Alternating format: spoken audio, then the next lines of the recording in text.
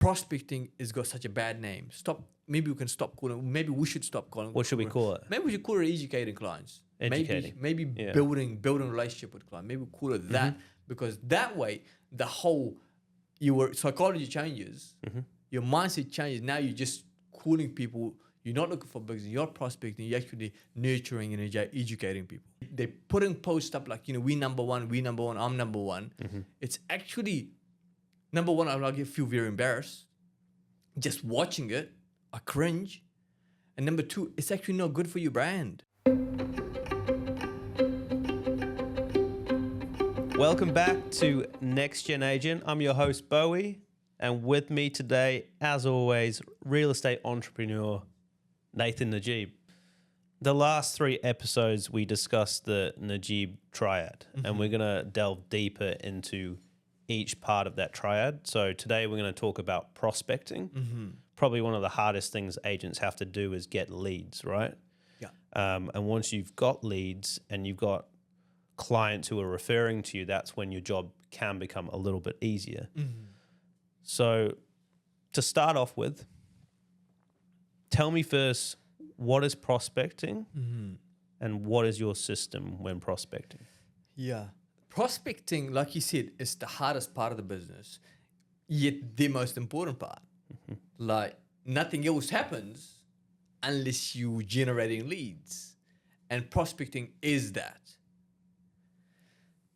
There is, I don't really call it prospecting because prospecting is becomes something hard to do. I really call it educating clients, and it's easier for me when I'm giving people courses. What I talk about is 2 type of prospecting. One is you're nurturing clients. So you're working, you've sold a home to somebody and you're just checking with them. Like today I was doing my prospecting today. I called Doug, wished him happy birthday. It was his birthday, and I sold a house from a long time ago, probably about 10 years ago. So that's one type of prospecting, nurturing clients. And then next thing is looking for leads, like finding for if people are thinking about selling. I always say, when you're prospecting, I suggest you prospect for giving people updates. For example, you sold a house down the road and you look for that street. For example, Rosington Drive, we sold a bunch there. We just got one under contract. So I was calling people down Rosington Drive, letting them know the property went under contract. And me specializing in the area, I know every house is sold in the area. So I just give people updates, let them know what's happening in the area. And then it's just inevitable when you're calling people and they're like, oh, I was actually thinking about selling, or my neighbor was thinking about selling. So that is what prospecting is, adding value to people, and then having a system to follow up and follow through. Because I think there's hardly ever you call somebody and they're like, oh, I was waiting for you to call. I've said this before. But when you find the lead, you nurture it, you work alongside them, you help them, you educate them, and then eventually they will call you. And the ideal way to build a real estate business is when people call you because you've been in touch with them for so long. Yeah. So that is prospecting for me, and I like to make it fun. Yeah. I call it educating clients, because it's a lot easier than saying I'm just picking the phone and calling people, and then the people don't want to hear from me. I'm like, because I'm adding value, so I feel like the need to. When I'm calling people, I don't feel like I'm a pest. I'm calling them to educate them. So that's a good way. Yeah, that's a nice mind shift there. Yeah. So when you're cold calling these prospects, you already have in mind what you're going to educate them with. Absolutely. So just talk me through that process. So with these cold leads. Yeah. Yeah. So if I'm doing a cold lead, it'll be either somebody, for example, I'm doing door knocking, a prospecting call as well. So it's like one form is there's a whole lot of different ways you can do prospecting. You can do door knocking, obviously. You can do deliveries. You can make phone calls. Let's say you're a brand new agent, first of all, and you have got no client to call, nobody to call, right? So what I would do is I would go and door knock areas that we all want to specialize in. We've spoken about specializing in an area, right? So I'll go find an area and just door knock and just introduce myself. Not that you're looking for to sell their house yet. You're just saying, hey, I'm Nathan Najib, and I just want to introduce myself to you. I specialize in this area, and if you ever need anything, let me know. Mm-hmm.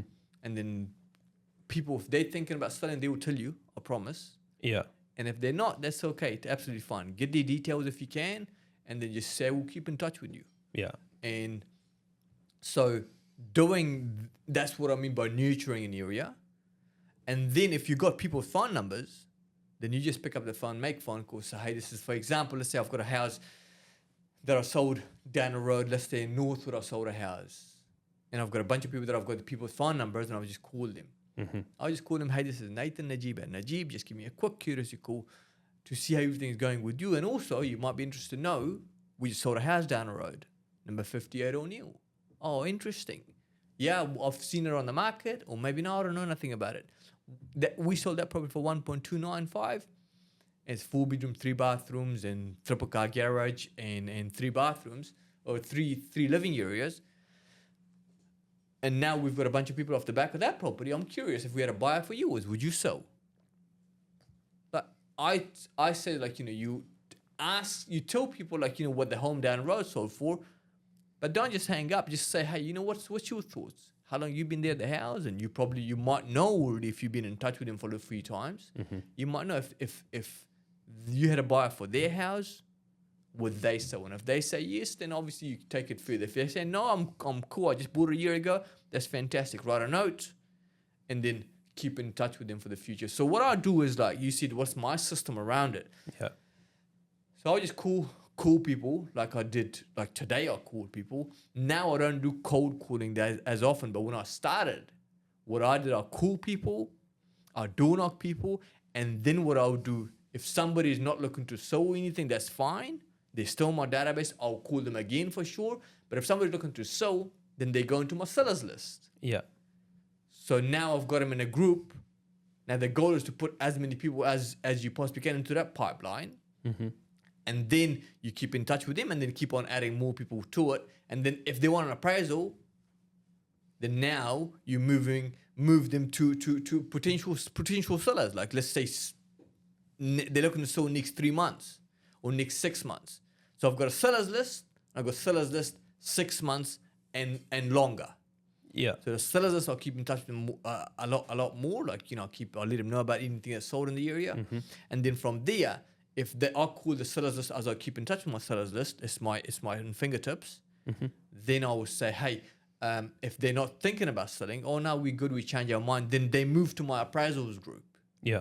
Because I've done an appraisal on them, I've met them in person, but they're not looking to sell. Mm-hmm. And so I've got groups or categories, if you will, that when I want to talk to my sellers, I'll talk to my sellers. If I talk to my people who are sold with me, nurturing clients, that's my gold group. And then I've got my silver group for people who bought from me, and bronze group, as I said, the appraisals.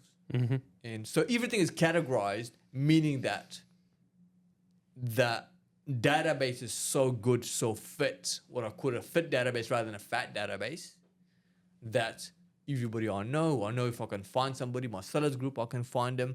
So I'll keep in touch with them, because the thing with prospecting isn't that people don't make prospecting calls. Sometimes people do.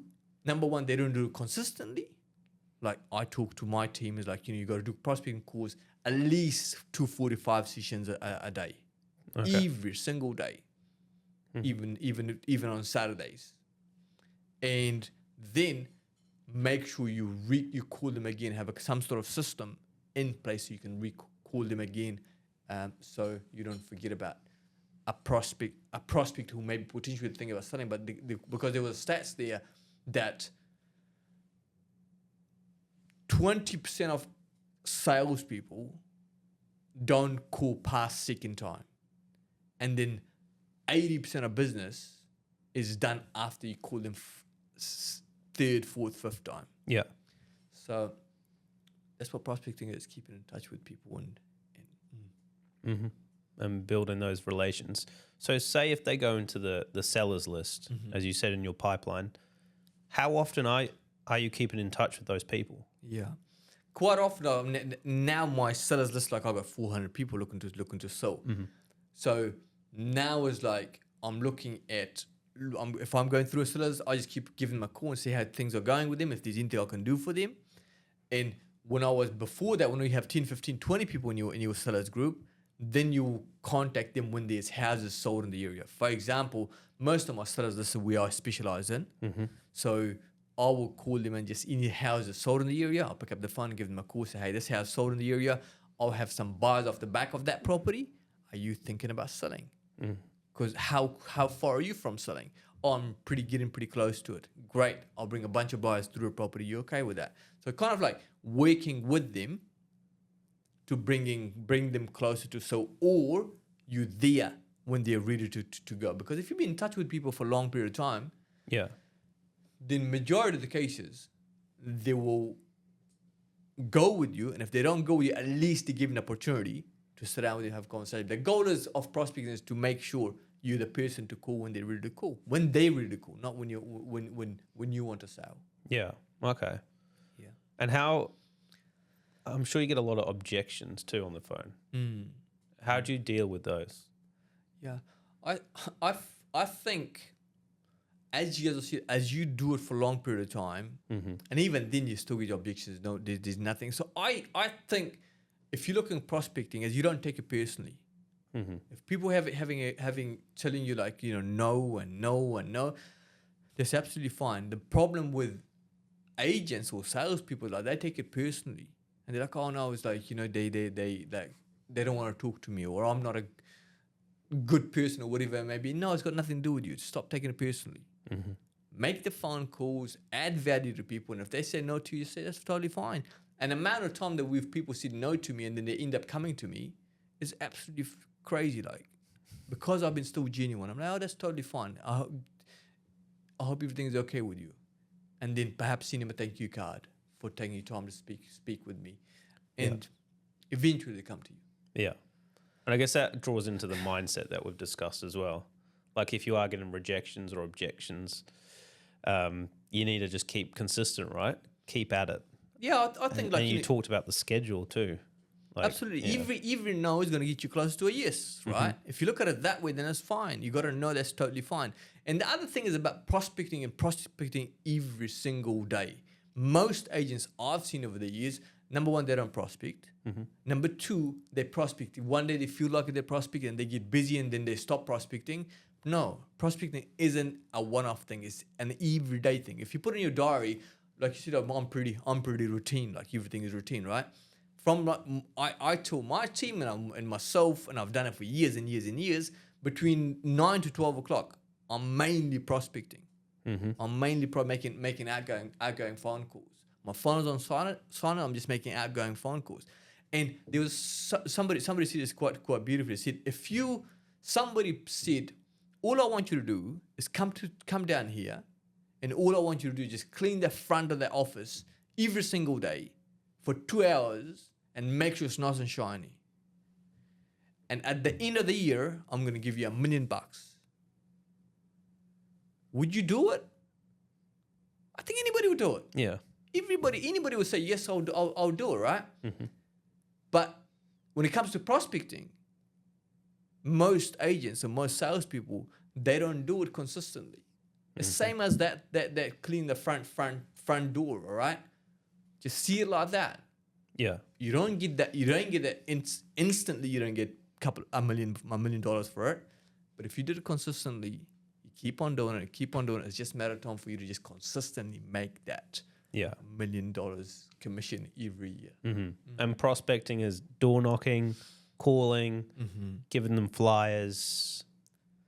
I mean, social media. I don't know if you ever utilized that. Have you to prospect?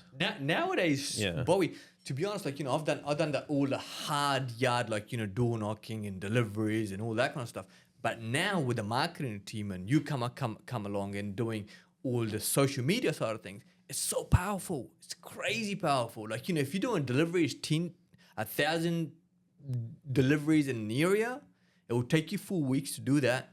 Where on social media, you can just post a sold and 10,000 people will see it. So it's a lot easier.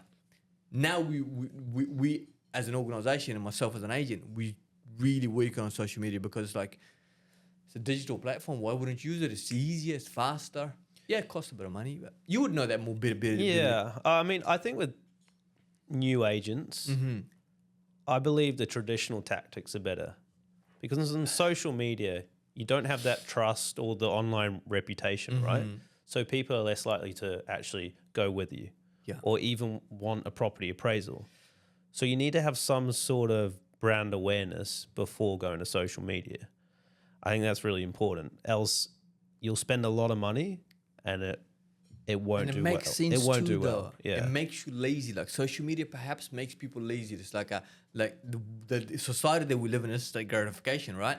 People think I'm gonna post on social media. Actually, I was talking to an agent the other day, and he was saying like, social media works so good for me. And I said, how many leads you got from it? None, but I've post stuff all the time, and people message me from overseas. I'm like, what's the overseas? What are they gonna do? Like you don't do business with people from overseas, right? And one of the other things on social media, I talk about like, one of the problems that we have with our industry, they brag a lot. Yeah. Like, honestly, I was talking to my team today. I said, what kind of value we're adding to clients or to customers or to agents in our case, being a principal of Najib, like being the agent or teaching agent how to become the best at what they do. What kind of value we're adding to them? If we're not adding value to them, we don't want to post nothing. So most agents, for some reason, this industry, it's all ego focused. They putting posts up like, we number one, I'm number one. It's actually number one. I feel very embarrassed just watching it. I cringe, and number two, it's actually not good for your brand. Yeah. So make sure that whatever you post on social media, make sure it adds value to people, because just like making prospecting phone calls, right? This is your digital prospecting. So yeah, real estate, it's still stuck in the ages with social media marketing. That, like you said, they still post about themselves, and really you should use the same approach that you do with prospecting and cold calling, is educating, adding value, entertainment, even just something that's not about you and it's about them. That's what you should focus on. Makes total sense, like, right? It's like kind of like it's so common. I mean, it's something wrong with our industry, and that's why hence we're doing this. And people that listen to us, they're not those agents anyways. So what my recommendation is, just stop bragging and start helping. Stop hustling, start serving. Yeah. And once you do that, I'm telling you, it may not happen tomorrow. You'll have a very successful and sustainable business. Yeah. Okay. And when you are finding these prospects, I just want to touch on this for the audience. Say if you want to build your database, can you just quickly touch on how you can get these cold leads in your database? I'm quite fanatical when it comes to my. I'm quite pedantic, I should say. More very, very diligent when it comes to my database. You've seen me like, it's got to go in the right group, and you got to have full clean contact. A clean contact is the first name, last name, email address, their phone number, their property added to them, their anniversary added to them. So that's what I call a clean contact. To start off with, as I've suggested, is like you need to go to the people that you know, ask them for details, put them in your database, keep in contact with them. Yeah. Now, first thing is like, tell them that you're in the business of real estate and we'd love to help you. When you're ready, let us know. I'd love to be of service. The second thing would be is if you're a brand new agent, then you can go ahead and find an area and door knock, get people's information, keep on adding to your database. And like I said, it's not overnight. It's going to take you some time, but that'll be the best data for you. Yeah. And then if you're an established agent, you just need to pick up the phone. And I can guarantee most agents will have 500, 600, 700 in the database. They just don't pick up the phone and call them. Yeah. Pick up this goddamn phone. Yeah. It's not going to ring itself. Yeah. And make some phone calls and clean the data that's there. Make sure like their phone number, their email address, their full name, their last name, their address where they live. And don't look for business first time around. Just clean the contact and then keep in touch with them. add value to them, and then you can start a career from all over again. Because for the last, let's say you've been in the business for 10 years and you have never contacted your clients, and people just contact you every now and then, you do okay. If you want to double your business, just get on that goddamn phone, make the phone calls like we said, 45 minutes a session, have 15-minute break and come back to it, and have 2 of those for next year, and then come back to me and I'll tell you, you will tell me how good it is. Yeah. When you're door knocking, do you just kind of go off the cuff? Like you said, you're there just to introduce yourself. Yeah. I could imagine there's a lot of agents. I've never had any agents knock on my door. They obviously, not many people do it. No. What do you say to them? Yeah. People, because I've done it for long enough now, and it's kind of like natural, because sometimes I was doing a training with a new agent, and he was saying it's like, it's easy for you to make it. I'm like, yes, because I've done it for so long. And one of the most important things, like the energy you bring to the door knocking. If you're there looking for business and you're like, oh, I shouldn't be here, I shouldn't intrude, then it comes across and people tell you to bugger off. Yeah. If you were there to say, hey, I'm just here to help, I just want to let you know in your mind that I'm just going to let these people know what the house down the road sold for. I'm not there to get business today. I'm just going to have a conversation. And most people like to have a good chat with people. Yeah. So I would just, let's say I'm doing a door knock, for example. Let's say I sold number 84 Rosington Drive. I'll just say, I'm Nathan Najib from Najib. As you know, I specialize in the area. Just want to let you know that the house down the road sold for. Would you like to know what it sold for? Yeah. It sold for $1,037,000. Yeah. I'm just curious if we had a buyer off the back of that, Bowie. I would know you already because I've done door knocking in the area. Yeah. If I had a buyer for you, would you sell? No, we're very happy here. I'm pleased you're happy. All the very best to you. Just let me know if there's anything I can do for you. As you know, that's my area that I specialize in, and I sell more houses. In here, I can give you a very thorough update if you need it. And then if I'm doing a cold area, an area that I've never been before, I've sold a house down the road, or I didn't even sell a house, or somebody else has sold the house. That's still fine. You just go door knock and say, hey, I'm Nathan Najib from Najib. Nice to meet you. And then they'll introduce yourself to you. Nice to meet you, Bowie.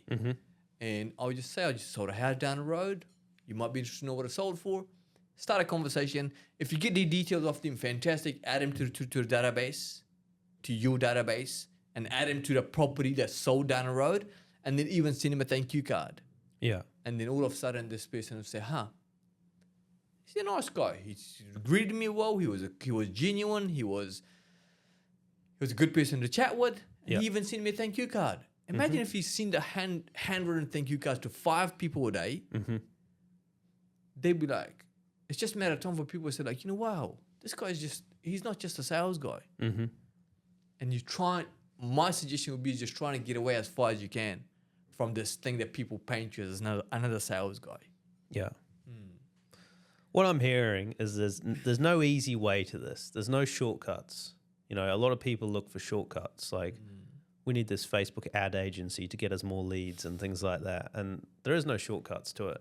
You have to put in the work and personalize things. I mean, one thing you did the other day was an Easter competition, right? Yeah. You had all the kids doing the drawings, and then you announced the winner. Like, that's another great thing to give back to the community. People see your little logo on the side, and yeah. So all these small things help. All those things that people seeing you in the area, you doing those Easter current competition, once you establish, you helping giving back to the community. This is it's an absolutely amazing business. No shortcut, not easy. Most agents just happy doing average. So they didn't go actually do well. Or actually, most people, might not know that they can do very well. But if you do well, if you want to do this thing very well, you need to have an amazing database. You need to be like a genuine, good human being. You need to work things with integrity. You need to be transparent. All those things that is not it's not like you're going to get result from it overnight. But once people get to know you, you can do very well. And I think it's a business that's a long-term thing. Like, if you want to do well in real estate, you got to do all those small but important things very, very well. Yeah, that's another question. Like you said, it's long term, it takes time. And mostly all agencies are commission based. So say if someone who's 35 and they want to start their real estate career, they got a family of 2, would you recommend they start out as part-time and they have something else on the side? Like, how would you go about that?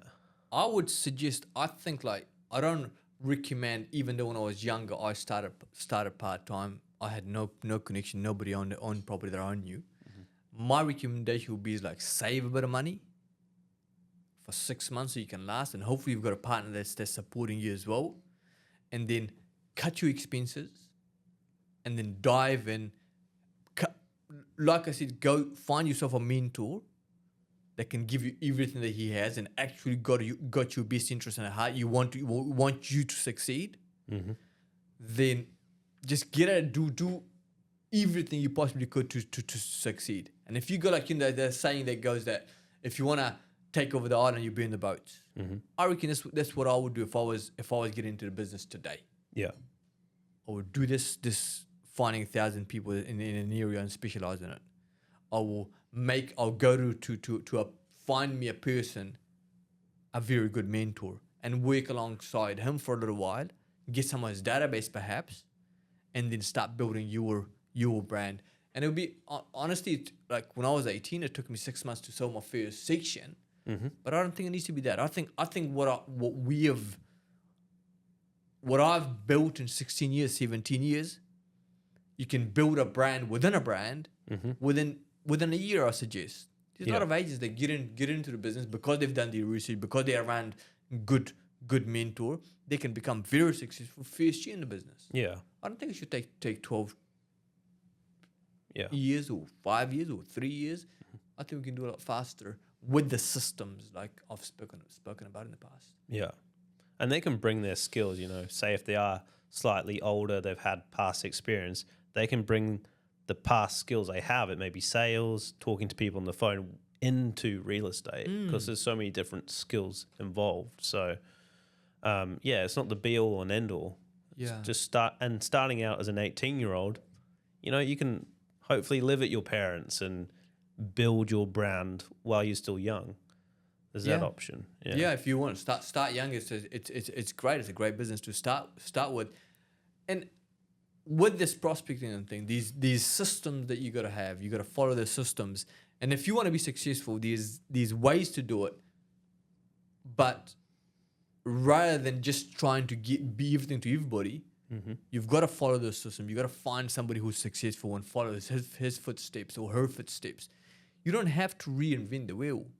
There's just a blueprint that like we've put together, and there's a whole lot of other agencies and agents. There's some great agents overseas that you can reach out to and find out what their blueprint is. Then follow those. It's doable, and I feel like you can do a lot faster than what majority people think that, like, because a lot of agents also, if they do well, they do okay. It's not like they do amazing numbers in real estate, but they just do average and they stick to it. Yeah. Because there's so much flexibility in real estate as well. So it's like, you work, like you said, you're on commission based. Nobody tells you when you can come to office, when you can't. So it's your own thing, and that's another problem when it comes to real estate. And that's why I feel like, because people don't burn the boats, most people, they don't make it in real estate. Okay. I just have one question about the calling or the door knocking. Is there certain times that you do in the day that you think this is the best time to call people, this is the best time to reach people via the homes door knocking? Or is it just generic? It's trial and error, to be honest. Just depends what area you work in. So the area that I work in, most people, like, they, especially in this one subdivision, which is quite an exclusive one, is most of those people will be at home. Or if the husband's not at home, the wife will be at home, or vice versa. That somebody will be at home, because they're retired farmers. Maybe they're people who've done quite well. A lot of people work; they've got their own businesses, so I can door knock almost any time. But if I was door knocking someplace else, perhaps maybe let's say if I was door knocking Rolleston, I'll be door knocking after hours, like after 5 o'clock. And people say, "Oh, it's just the people with dinner time." You're not going to sit there and have dinner with them. Just go. Hey, you might do. 5 minutes. Maybe they Have you might ever been invite invited in? for dinner. No, I haven't actually. No, I haven't had dinner over whilst I was door knocking. Yeah. But you might get invited, and don't go there to get invited for dinner. Just go there and to help people, Yeah.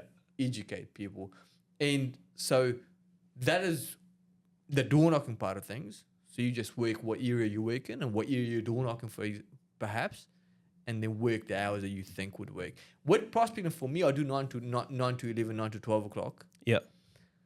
For me, but if it doesn't work for you clientele, for example, right, just do it after hours. It's just working, doing that 2 hours prospecting, whatever time is you think is best for your clientele. For me, it's 9 to 11, 9 to 12 o'clock is what I make call people. And it's like, not like because people are at work, because I don't think my phone calls are intruding people. I'm actually helping people. I'm actually talking to people. I'm actually having genuine conversation. So most of my calls now is like, it's really not a cold call. And even if I'm doing a cold call, I'm just adding value to people. Yeah. Nice. Good advice. And I think from a marketing point of view, like you said, it's important that you understand who your clientele is, and then where they are during the day, where their attention is online, that kind of thing. And then you can think about how you can go about prospecting. Yeah. Because sometimes door knocking may not be the best option. There may be families, they have kids, they're working all day, they're taking the kids to sport. So just come up with a person or your ideal person who you want to target, and think about where they're hanging out, and then you can create like a marketing strategy or prospecting strategy to find them. I want to come back to you for the social media, because you're social media, you're a marketing guru. I'll come back to you in a minute. One of the things that I'm saying is prospecting has got such a bad name. Maybe we can stop calling. Maybe we should stop calling. What should we call it? Maybe we should call it educating clients. Educating. Maybe building a relationship with clients. Maybe we call it that, because that way the whole your psychology changes, your mindset changes. Now you're just calling people. You're not looking for business. You're prospecting. You're actually nurturing and educating people. Yeah. So one of the things for me is like, I suggest is like, make sure the mindset is shift.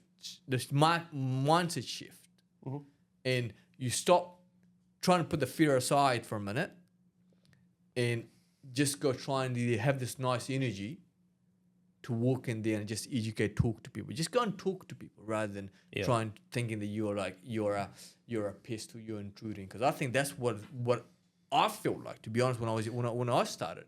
Yeah, I was like, this thing phone, man, that was hard work. Like, you're like, oh, can I call somebody? Pick the goddamn phone up. That's how the whole thing starts. And it's like, I saw a post the other day, actually. The first step, the start is the hardest. Meaning that pick up the phone, make the phone calls. Once you start building this relationship with people, it becomes easier and easier, and just becomes part of the job. Yeah. And like you said, when you feel like a pest, you get nervous, you don't want to go and door knock. That affects your whole presentation to them and everything. Yeah. Absolutely. Yeah. And you stutter and everything. Like, you don't need to do that. You just go there and say, just start conversation with somebody. Just like you talk to a friend. Yeah. If that helps. Nice. I've got a question from a subscriber here, Sophie. I want to get your take on this. I'm thinking of ways to use my time effectively.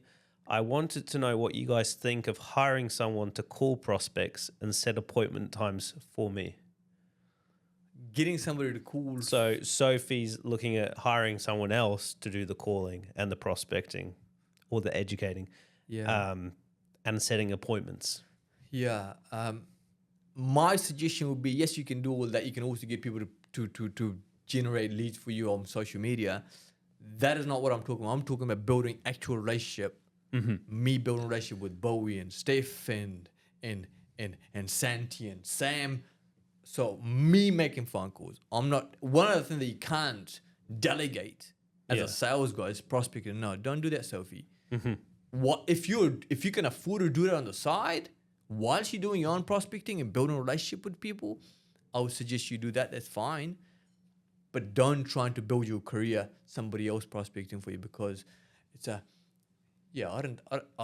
actually don't think it's gonna work, to be honest. Like, it's like people like to deal with people, right? And once again, I think that's people trying to shortcut, right? And one of the most important things with real estate and building business is those relationships. So you're kind of shooting yourself in the foot if you're assigning other people to call them. Yeah. Yeah, I don't think you can get people. It's like, you see, it's not easy. Yeah. I don't think you can get other people to do your precepts for you. Mm-hmm. Yeah, and then you expect to have six pack. Yeah. It doesn't work like that. So No. Sophie, good question. Yeah. I wouldn't recommend that on the side for sure, but I wouldn't be having that person calling you open home callbacks or prospecting to find you build relationship with people. Mm-hmm. Awesome. Do you want to add anything else to educating? Yeah, I think this thing, education for clients, is like, this is everything comes off the back of prospecting. Mm-hmm. We've spoken about this listing, which is generated leads. Or first thing is like getting the listing, right? Or prospecting to be able to generate leads to get the listings. So prospecting, and then you've got lead generation. That's what it's called, prospecting. And then you've got lead conversion, which is listing. And then you've got selling and negotiating, and then nurturing clients. These four things. And nothing starts until you start picking it up phone, generating those leads, right? Yeah.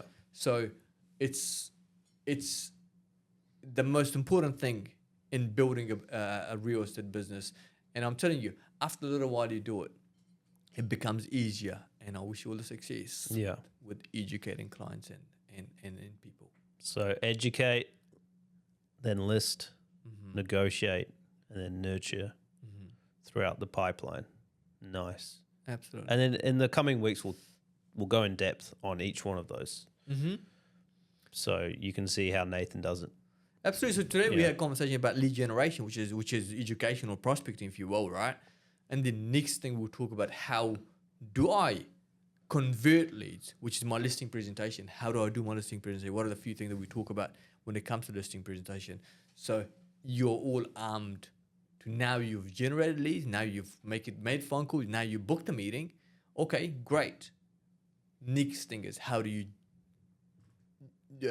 convert those leads to become a listing? Awesome. Yeah. Cool. Thanks, Nathan. It's been a pleasure. Nice to chat with you again, Bowie. Episode 6, I think, today, complete. Yeah. Episode number 6. Thanks for listening, everyone, to Next Gen Agent. If you are on any podcast streaming services and you enjoyed today, got some value, give us a 5-star review. It helps grow the channel. And if you're on YouTube, make sure to subscribe. We do answer one question from a subscriber each week, so you can put those down in the comments. But we'll wrap it up there. Thanks for listening.